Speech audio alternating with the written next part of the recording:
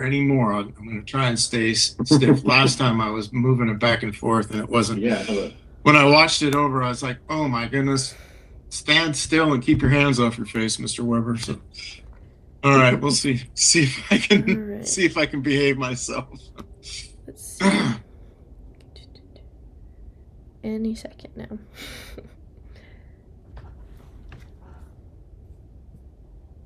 Okay, we're live. All right, great. Well, welcome everyone. It's Eric with Wi-Fi U, and today I have David Grillo with us.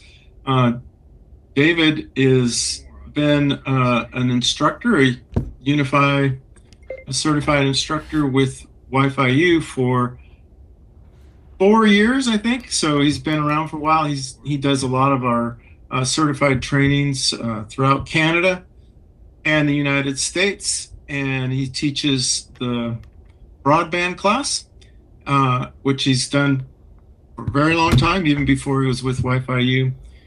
The UWA, our Wireless Administration Certification course, that's a 2-day course that goes through wireless, and we're going to be talking about wireless settings today.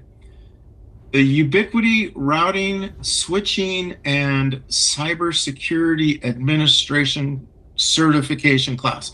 It's a mouthful. It's Ubiquity's networking class, A through Z, on all the different networking capabilities that are on the Unified Dream Machine Pro and all of their routers and switches. And let's see, and then he also teaches a newer class that Ubiquity has, which is the Unifi Full Stack Professional class. The Full Stack Professional class covers all of the different capabilities that Ubiquity has. Their full stack includes Unifi Protect, Door Access, Talk, Connect, and let's see now, what else do we have, David? We've got the UNAS, and that's the new stuff. Yeah, so some of the new stuff too.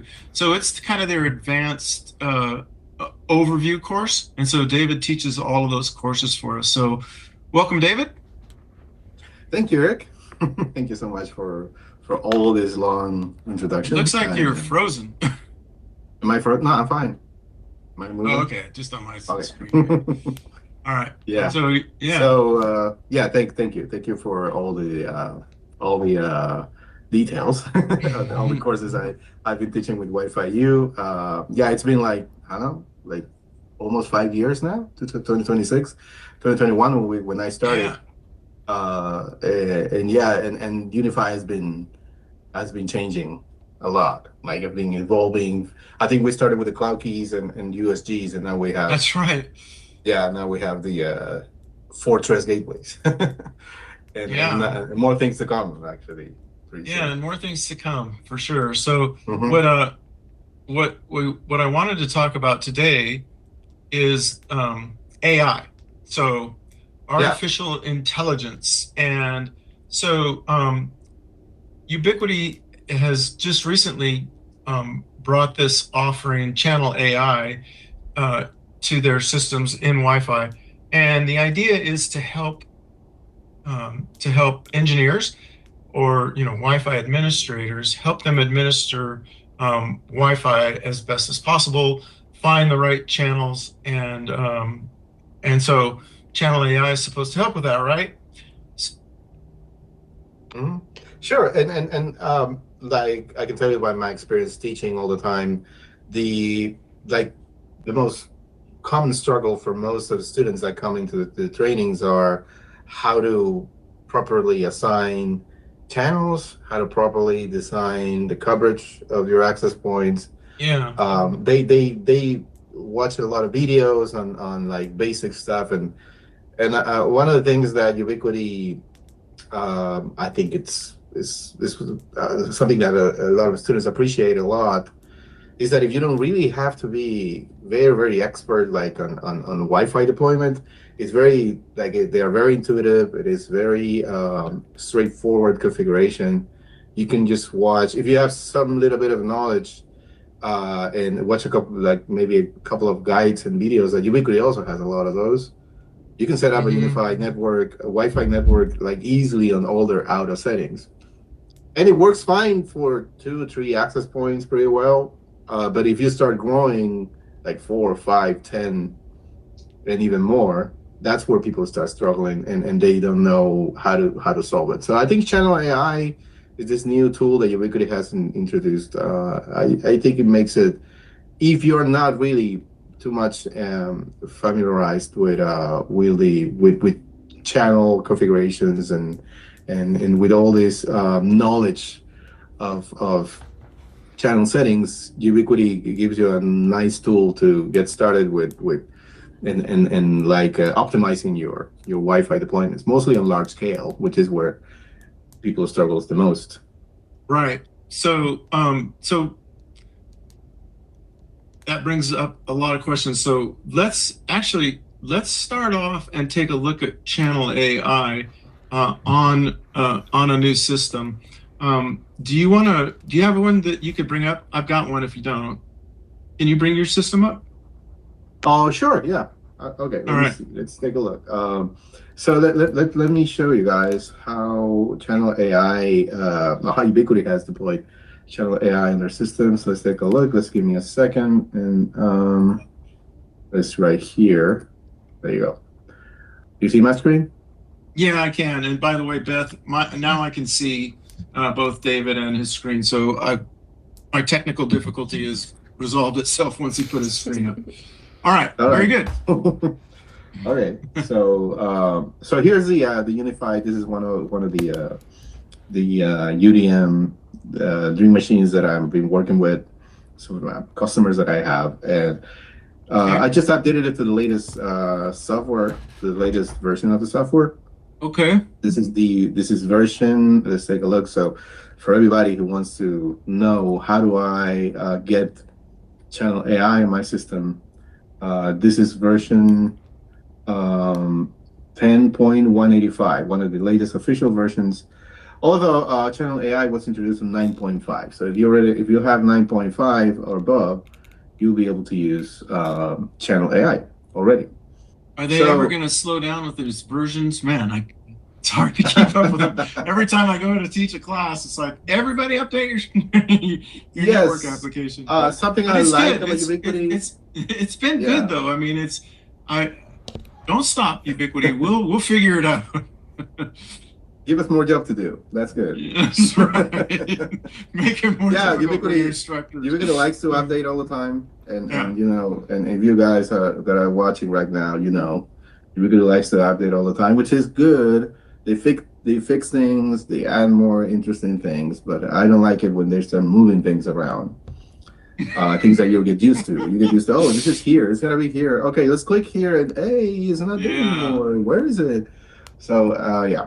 And downloading the Wireshark, the PCAP, that was a hard one to find when they changed it. Now it's just like you hover over something and it'll show up. All right, sorry, go ahead. So that's good. Right, yeah. So here's the latest. I just want to show people the latest version, and then on the of the software here. So if you have this version, you go here, and you're gonna find a couple of new things that Ubiquiti added recently. One, on the right on the dashboard of your Unifi console, you'll find this Wi-Fi doctor. So this Wi-Fi doctor it's like an optimizing guidance that Ubiquiti provides. It gives you like steps how to optimize your Wi-Fi, and it will prompt you. It will prompt you to make changes on your Wi-Fi to optimize it as what Ubiquiti thinks is best for your deployment. It is interesting. It is an interesting tool. But this isn't Channel AI. This is not yet. This is the doctor. All right, so this is the doctor, right? So you find because they think Wi-Fi people are sick. All right, go ahead. Well, your Wi-Fi is sick most of the time. Yeah. So here you click on the left side of the panel. There's an option that Ubiquiti added. It's called now it's called AirView. It was called radios. That's what I Okay. need, right?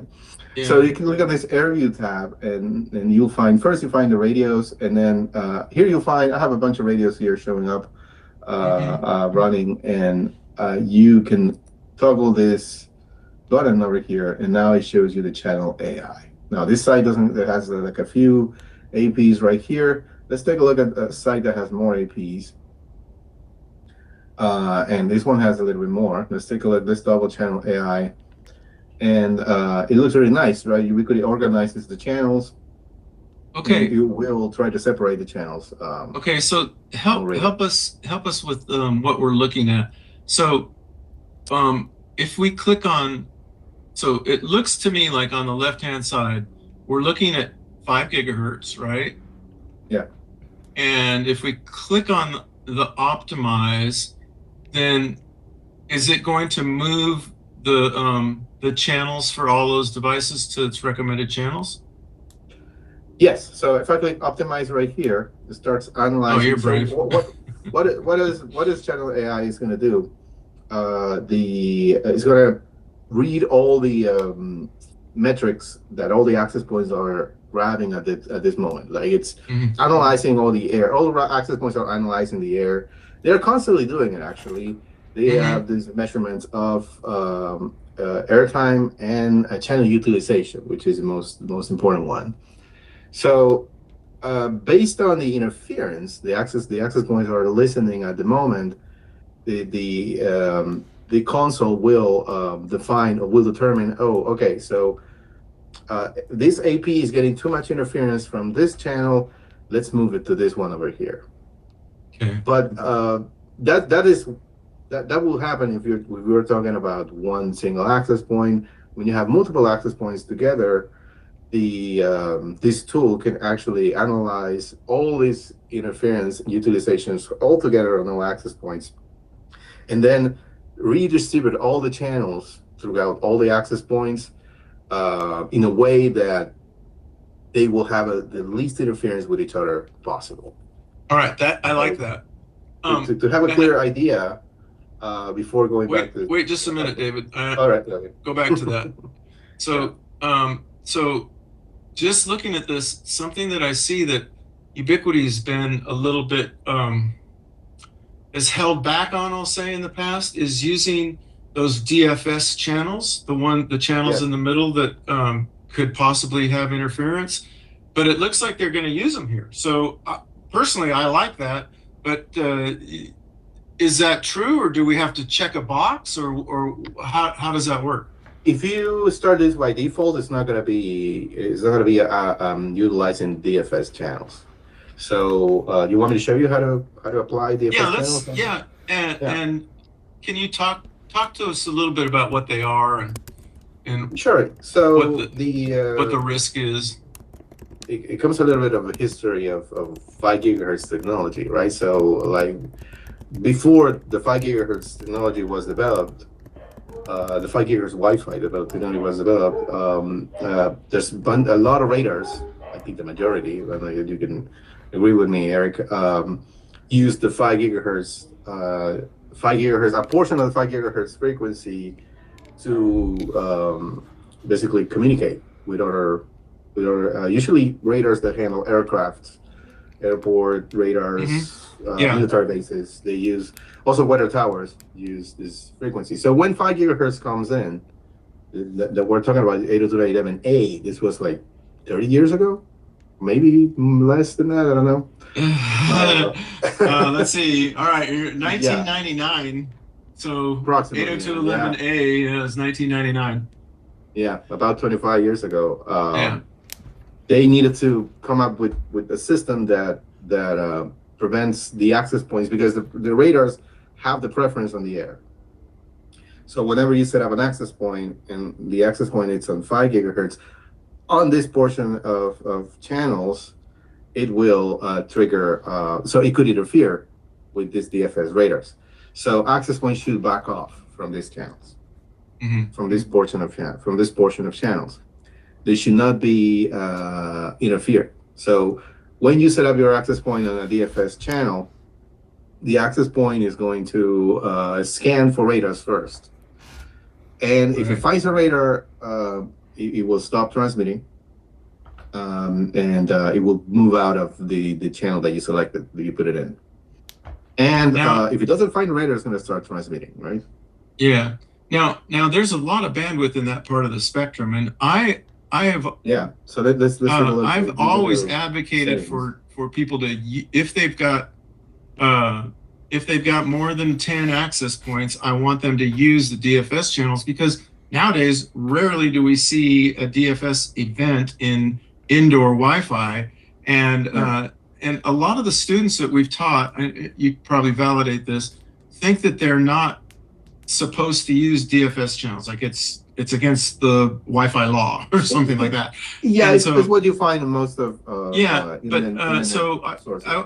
yeah, I don't. I want people to use it because there's a lot of bandwidth there. So you're showing right here in 5 GHz that section that is DFS Starting channels. channel 52 to channel 144. That's all the Yeah. DFS range. Right. So if you don't So use DFS, you end up only having this range of first four channels, part of the UNI1 spectrum, and the last 5 20 megahertz channels are UNI3. yeah. So we don't want to have channel overlap, right? And Ubiquity talks about channel reuse. We don't Yeah. want to reuse a channel. In order to make sure that we have good clean air, I'll call it, I have always been an advocate of using DFS channels. So, and then when I saw that Channel AI was using them, so do they have a checkbox on this where you So choose? here, by default, as I mentioned before, they are not considered as part of the channel deployment. AI? Okay. So channel even deployment, okay. not even channel AI, not even the equipment. So if you scroll down, this is the typical automatic setup Unifi. So when you go to Wi-Fi into the Wi-Fi settings, Wi-Fi, you scroll down Yeah. over here, you'll find the default Wi-Fi speeds. Okay. So Yeah, let's talk about this. So this default Wi-Fi speeds, what they mean is what is the default channel configuration that your access point will get at the very beginning when they are recently adopted. You know, when you get a Ubiquiti device, you plug it in, it's discovered by your console, you click adopt, and it's going to be grab your whatever SSIDs you have already.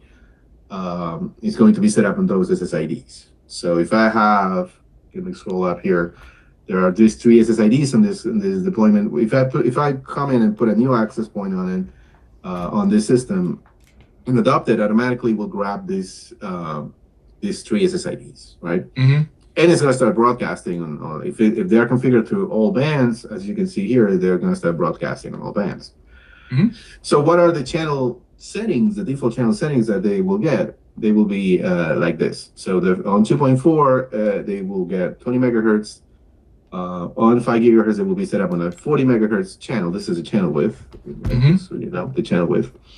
And on 6 gigahertz, if your access point has 6 gigahertz, if you're using a 6 gigahertz capable AP, it will be set up on 160 megahertz channels. That's because 6 gigahertz has so much bandwidth available that you can have the liberty of use such a huge channel portion. Yeah. And if you notice, I'll talk about that on another another podcast.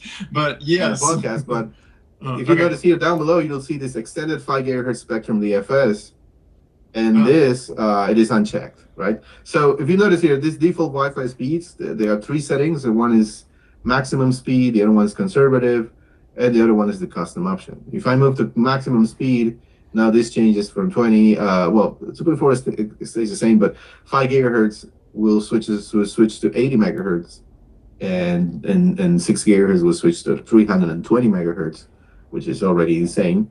And the extended 5 gigahertz spectrum DFS will be selected. Oh, I see. Which means now the access point will consider the 6 gigahertz. The DFS channel. 5 gigahertz. Portion. Okay. Now you can also go to custom, because what if not? But David, I don't want to use 80 megahertz on all my APs.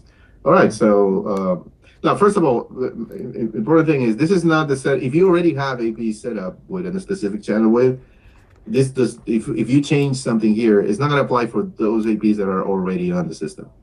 This will apply for a newer APs that you will adopt. Okay. Later. What about if that access point gets unplugged and gets plugged back in?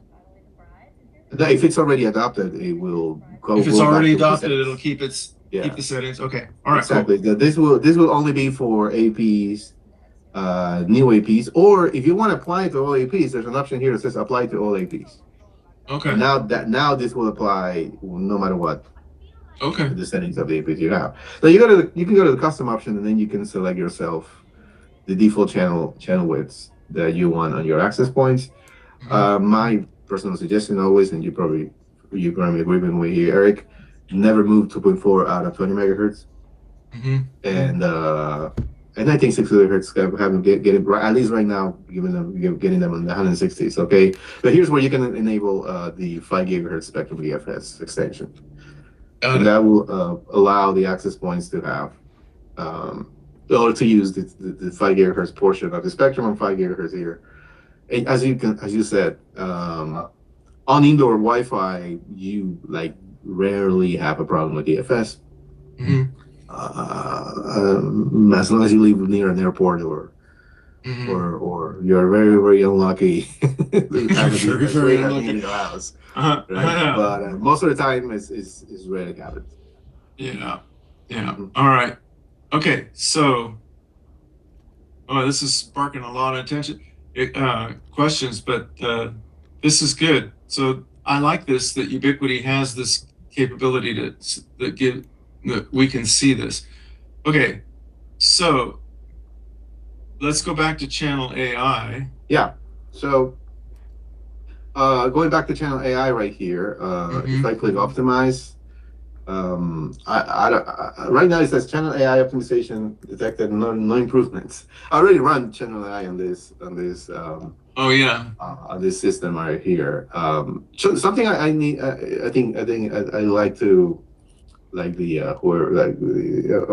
guys to see, everybody who's seeing us right now, is to look at the access point readings of insight readings of the access points, and this is what shows the channel utilization on the APs, and this is a big part of what the readings that channel AI uses for its criteria.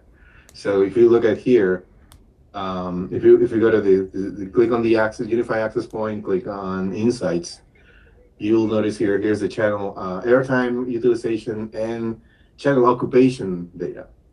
Everything that is orange is the interference utilization. 6 gigahertz is absolutely clean. Like 2% interference, 1% used by this AP.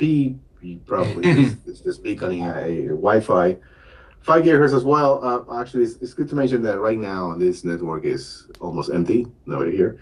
But even though the network is almost empty, take a look how much utilization you have already on 2.4.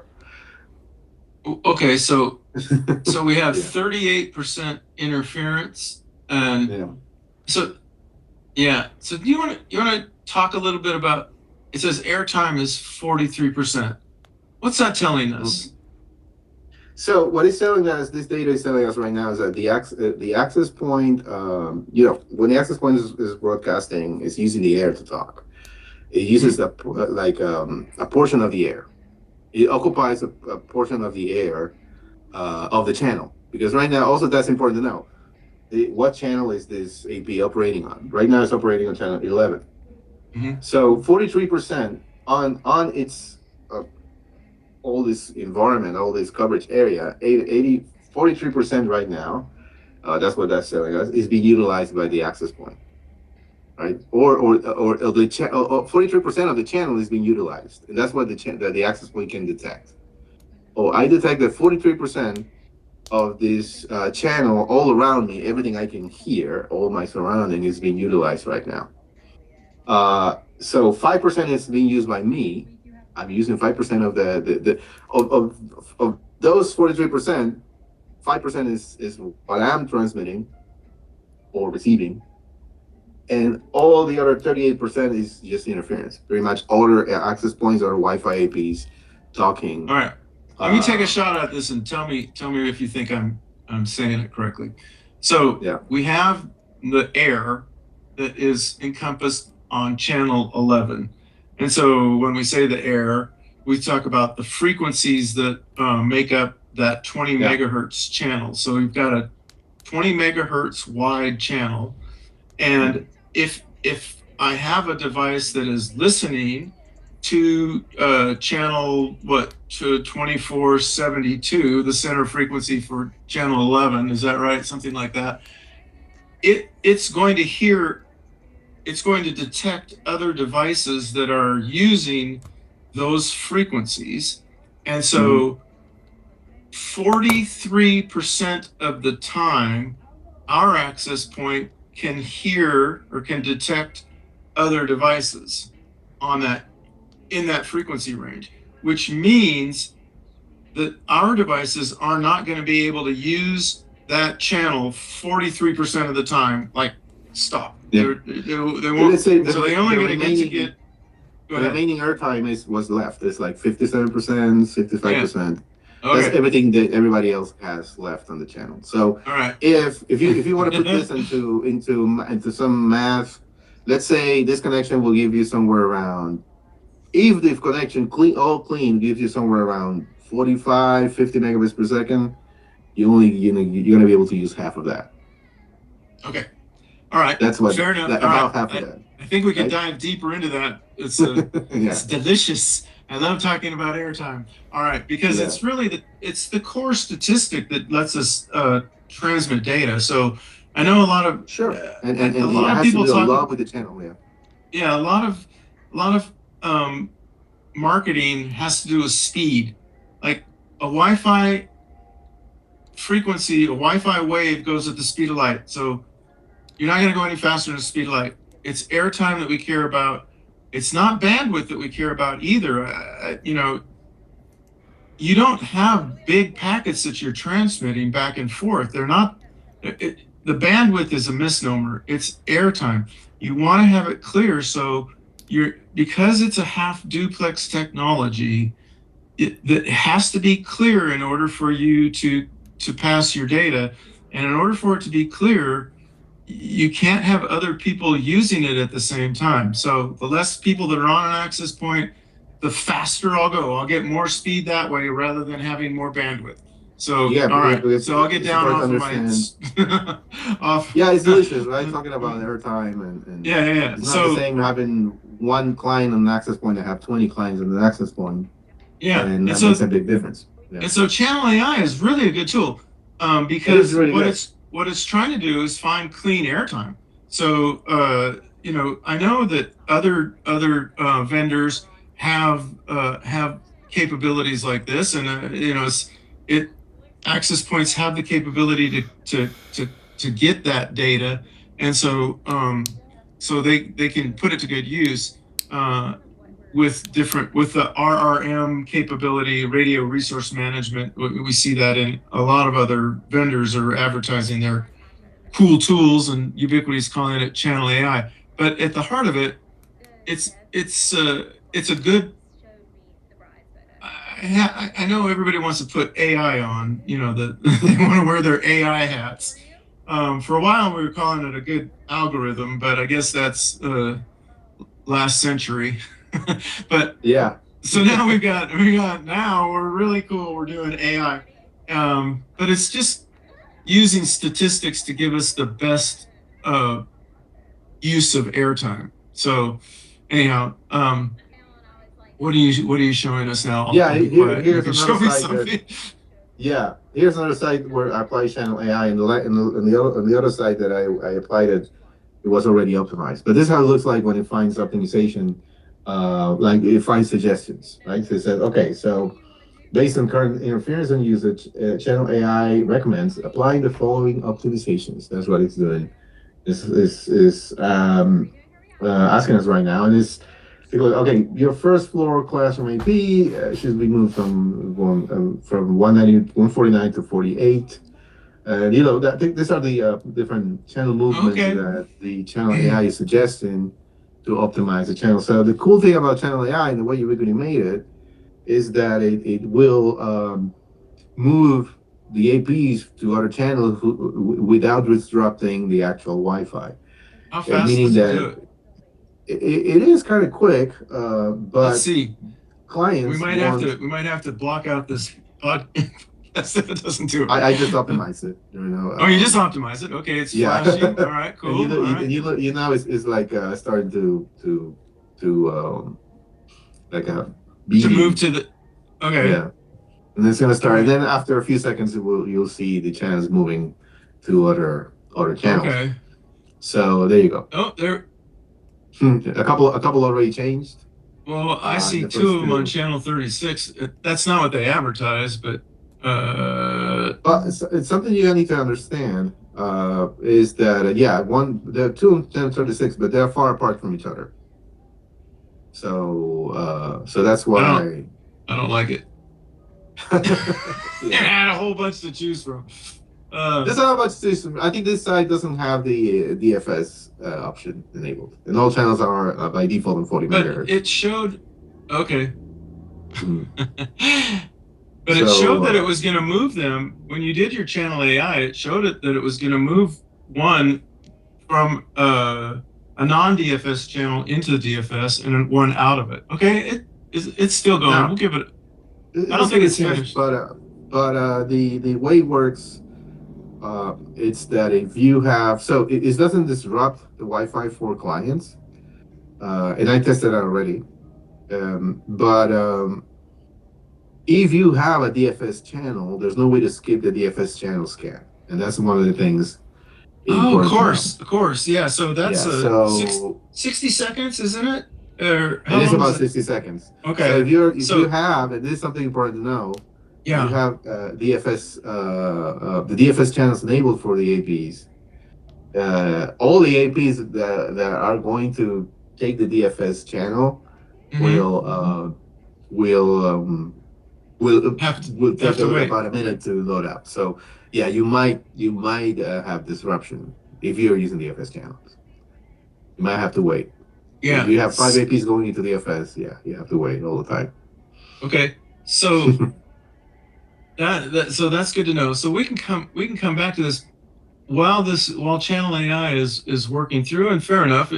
It's gonna, if you do a Wi-Fi, if you do the scan that we used to do, it would scan all the channels and then choose the right, or allow you to choose the right one, or a good channel. That took a while. So I'm all right. I'm okay with that. It still says optimizing. Now it's. I went to 2.4. Oh, okay. This is just moving one. It says, okay, move from desk to 1 to 6. Let's see if it applies it. And after a few seconds, we'll see that it'll be on 6, channel 6. Okay, so front desk is the one that's gonna move. Yeah, it's the only one that was suggested to move. Yeah. All right. So then let's. I want to ask you this. I don't know if you can show us this while this is going on, but channel AI doesn't. We noticed that it doesn't change channel width, right? But what about transmission power of the access point? Does it do anything with transmit power?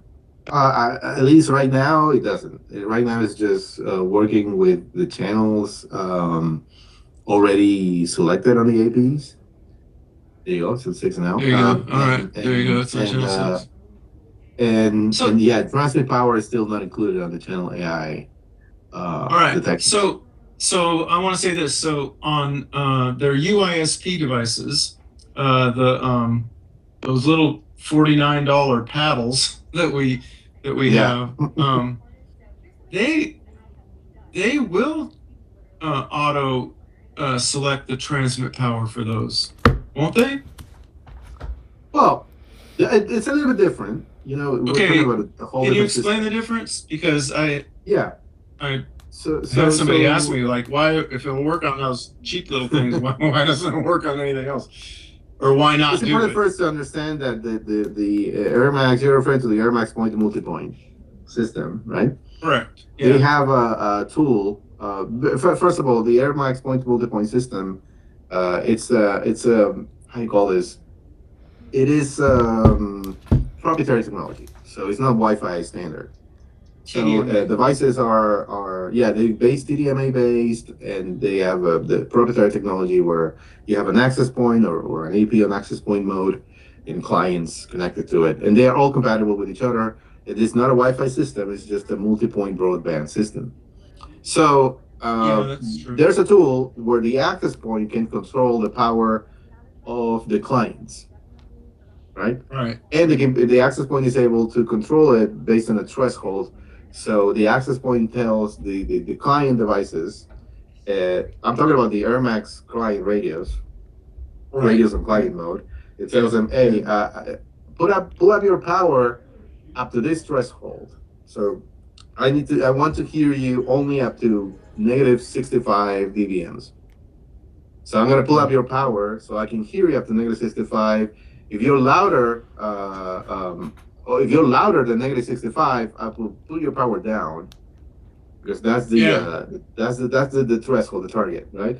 And if you're higher than negative 65, or your power is weaker, right? You're negative 70 Yeah. or something. I try to put your power up as much as I can so you can reach that It's target. really cool. I think it's really. Yeah, I think it one helps a thing lot I on think that is side. I know it's I different don't technology, but I it's think different technology. they should have called it AI 15 years ago when they came out with Yeah, it. I think that's easy because first is a proprietary solution, and the other thing that makes it easy is that client devices are not moving. This is a broadband. Yeah, Um, that's a good point, David.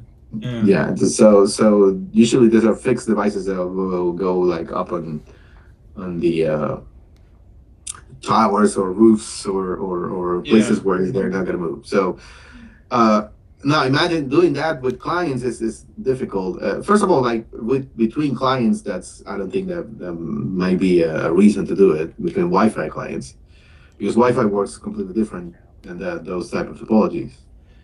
Between access points, though, yeah, there is some implementations of uh, power optimization between APs. It really hasn't implemented it yet. It is much more complex though to do Mm-hmm. because of all the characteristics of the air and but I think there's something probably going to come up and also moving forward to maybe the Wi-Fi 8 standard that is being in development right now. Yeah, I think that they're going to take advantage of that.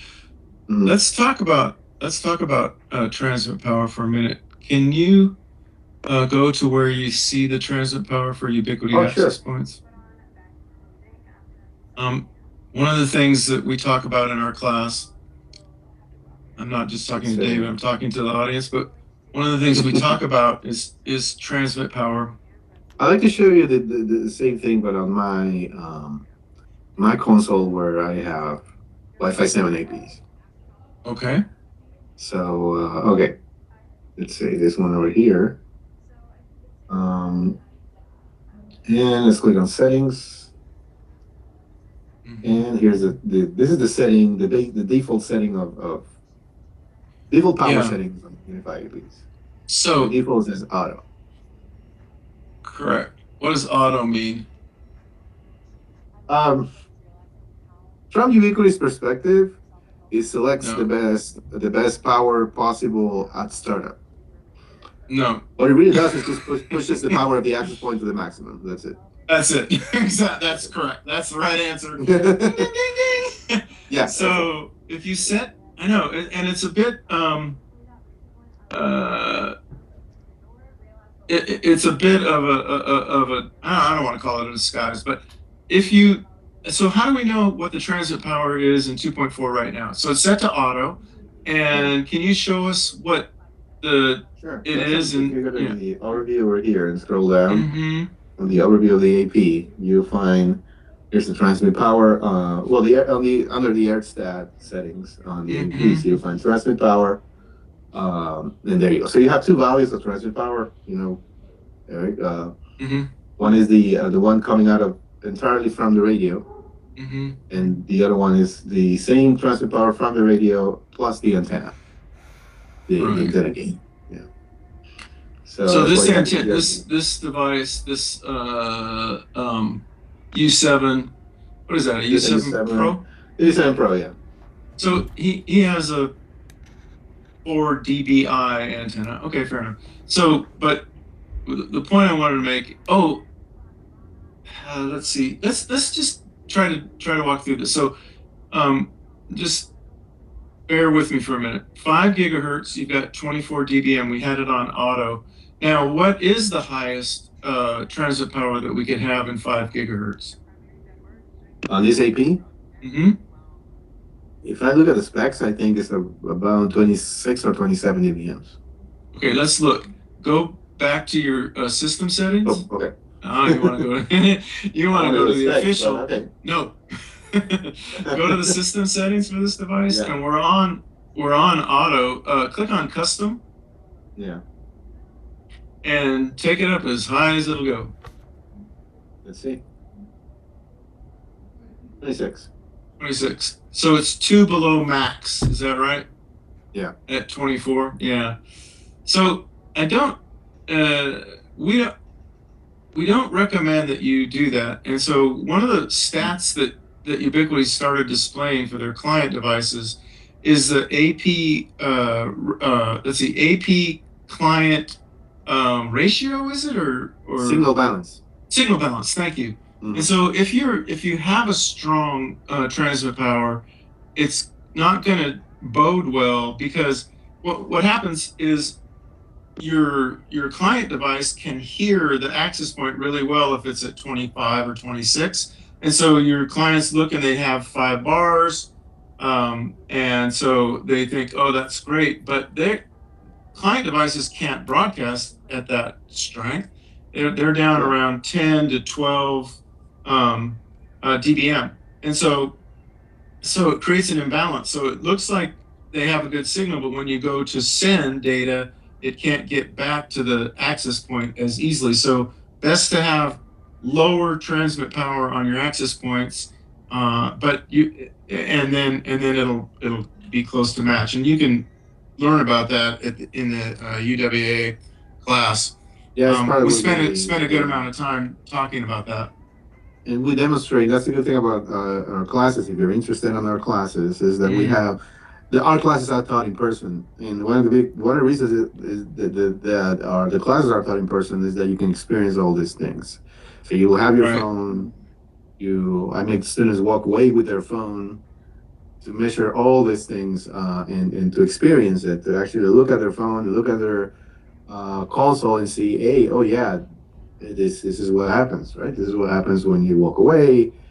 This is what AP client signal balance. This is the mismatching power that you will get, and this is how you can prove that all those things are important when you deploy Wi-Fi. Yeah, very good. Yeah, you just covered a whole lot of stuff that we like to talk about in those classes. Yeah. So I want to get back to AI, because I think that they've got a good start on a tool, but what I would like to see is, all right, this is Eric's dream channel AI capability, is that it would measure for airtime, that it would choose the best channel available based on channel utilization, and then also that it would manage transmit power. And one of the things that I saw the Wi-Fi doctor, one of the items that they're trying to help us with is roaming, which is a difficult thing because clients really determine when they're going to roam. But we can help if we have a good design, right? And so if we could see our access points at a lower, if channel AI also became AP AI, let's say, and it would balance the transmit power so there was coverage between access points, but they wouldn't be turned on so loud that roaming becomes nearly impossible within a design. So I'd like to see channel and power AI, and I think Ubiquiti could do it. They get the reports. They get a 802.11k neighboring devices report, and so they could use that to measure the transmit power of the neighboring devices and help balance transmit power so they have coverage. What do you think about that? For sure, yeah, and I know you like it, don't you?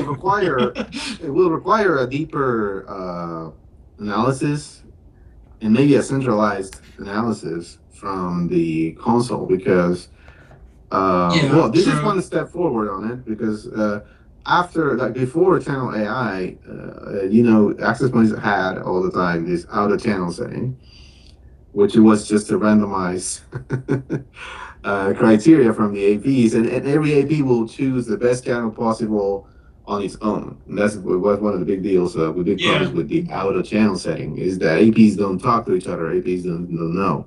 Hmm. So if two or three APs think that I don't know, channel 36 is the best at the moment, even Yeah. if they're neighboring each other, they will choose the same channel, and that's something you see often when Yeah. you work I think with APs. I So, think what happens with, uh, let mhm, me just say, I think so. That's a good example. Channel 36. It's yeah, the first channel in the 5 gigahertz spectrum, and I see that a lot of times if they're setting up themselves, they'll scan channel 36. They they won't. It'll meet a certain threshold, and they'll just stay on channel 36 rather than scanning the whole spectrum. So yes, do you see that too? I imagine you do. yeah. So, channel AI is a step forward because now you have this centralized software that analyzes all the data and it pushes its best channels possible. So that's a good step. It will take another like big development to do it. I'd love to have like power settings, although I think it's complicated. Anyways, It is. I It think like a is. good start it will be, but it will require anyways, like the installer intervention at some point, because you're dealing with physical um, measurements, like and APs don't know the environment. APs know how loud they can hear from here or there, but they don't know where they are. What's the environment they're in? Are they into a room? How big is that room? Right. Like what's outside, like what APs are there, and also Mhm. this will be just between APs on your own deployment. What about APs, neighboring APs? If you deploy Oh a yeah. place like, for example, New York City, or like a very dense Right. environment, you'll have a lot of buildings, a lot of houses around, and that's going to make it even harder to measure, right? So it is challenging, but it will be nice to have at least a bit of have it at some stage, right? At some point. Hmm. There's a lot to design, isn't there? It's I know that the big Wi-Fi companies want to help us with radio resource management and with AI. So marrying those two, they're able to they're able to get a lot of data. The access points are, but it still takes someone to design a system. Put the access points where your clients are. Make sure they're turned down low, and you put a lot of access points up and Mhm. use a tool similar to channel AI, but I still kind of think I'd like our designers to use their own channel reuse pattern and then make adjustments. So it's not a set and forget technology. Wi-Fi is dynamic. Check Exactly. this out. So I was just giving a talk up in Bismarck, and one of the things that I discussed was that the average household in 2020 had 11 devices that were within the house. In 2025, that went up to 27 devices. So it went from 10 to 11 devices 5 years ago to 27. Now, that radically changes your Wi-Fi design. So what worked a couple of years ago, you've got to continually manage your Wi-Fi network, because the more people you have on or more devices you have on your Wi-Fi, the worse it's going to be. It doesn't just set and forget. So, and it's like we're in a cycle. We're in a hockey puck cycle where we're putting lots and lots of devices, and that's just in a home. So, Yeah. I would just encourage everybody to use what tools you can, but continually inspect, right? Yes, and also like it is not only the amount of devices that you start or people start getting, it's also the type of devices, type of applications that we're using now that require more, not necessarily more bandwidth or more speed, but they require lower latency, cleaner channels, better spectrum utilization, because the with all these newer like most of the products that you mentioned, most of the equipment that homes are getting now are IoT, Right. and also another bunch of streaming devices that use a lot of multicast broadcast traffic that is hard to handle now by standard routers or this modems that you get that the ISP provider provides at your home, right? So that's where like network Wi-Fi networks has to be they have to be meet up with those expectations now.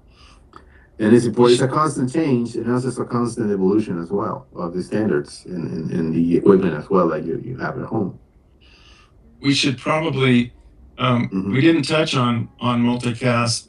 I think I don't think we'll talk about it in this session. It'll be nice to have a whole. I think we need a little bit more another- time. Yeah. Another chapter And to we could understand. we could show how you can filter out multicast traffic. I think that would be a good one to do, because it is important. Yeah, it would be nice if you who's watching, if you want to want us to talk about it, like, leave a comment and see. Yeah, that's a good idea. We should definitely look Yeah. into that as well. Yeah. All right. So, any last minute thoughts? I think just as a wrap up, I want to play with Channel AI. I like it that you're able to just set click on optimize, and it'll optimize, and it might take a minute, but it won't take forever. So you can kind of play with it, and I intend to look at it a little bit more. What's that?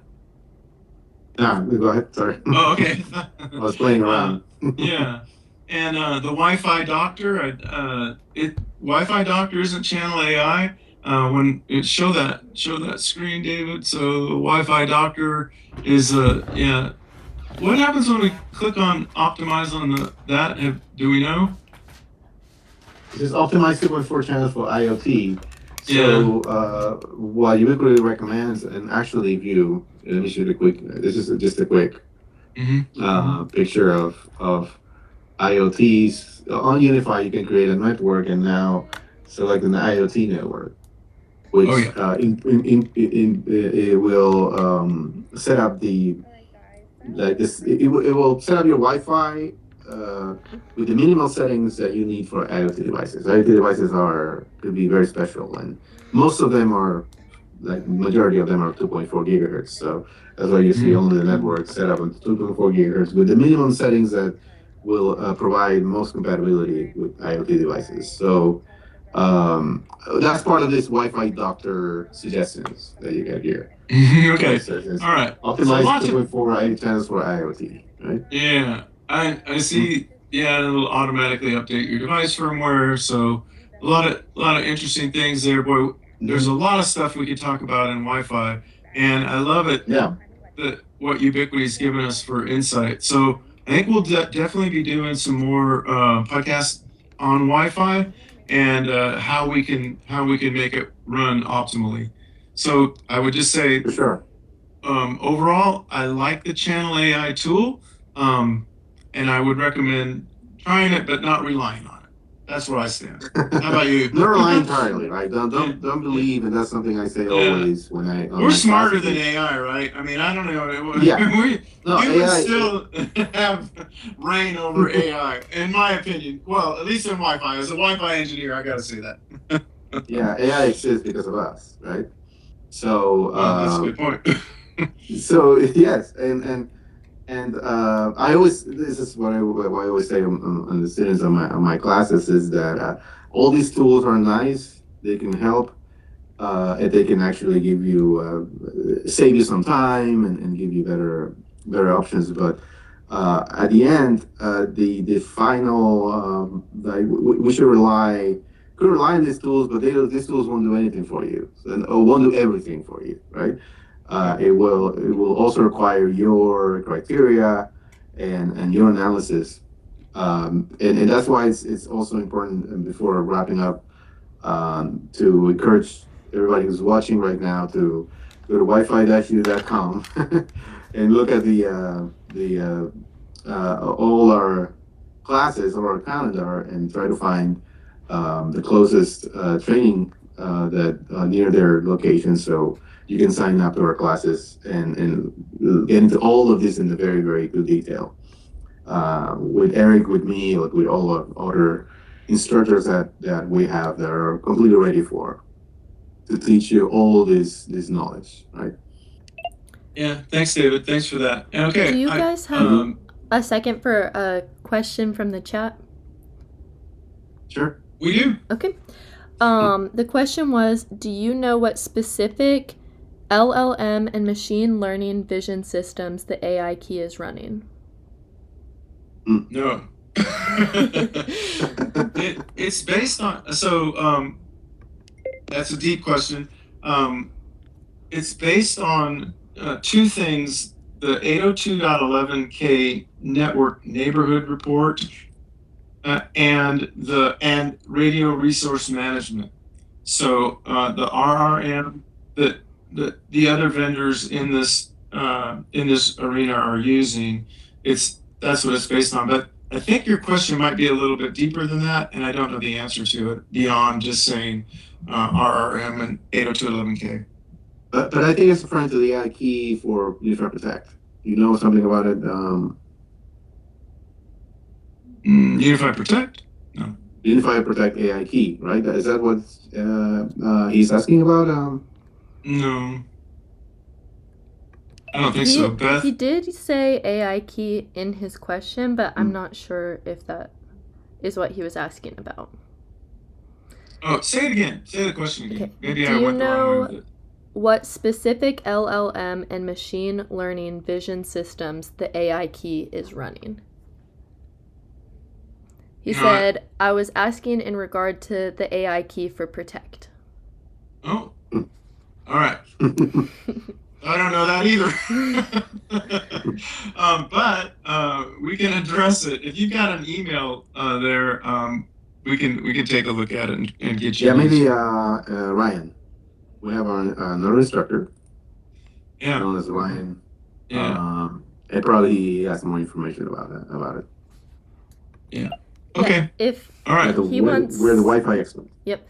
To this commenter, if you want to leave your email in the chat, if you feel comfortable with that, we can get you in contact with someone who can answer your question. Okay. All right. Thank you, Beth. All right. Thanks, everybody. Let's. I think we can end it there. Appreciate it. All right. Thank you, everyone. And I guess we'll let everybody know when we have a new podcast new edition podcast, and just to stay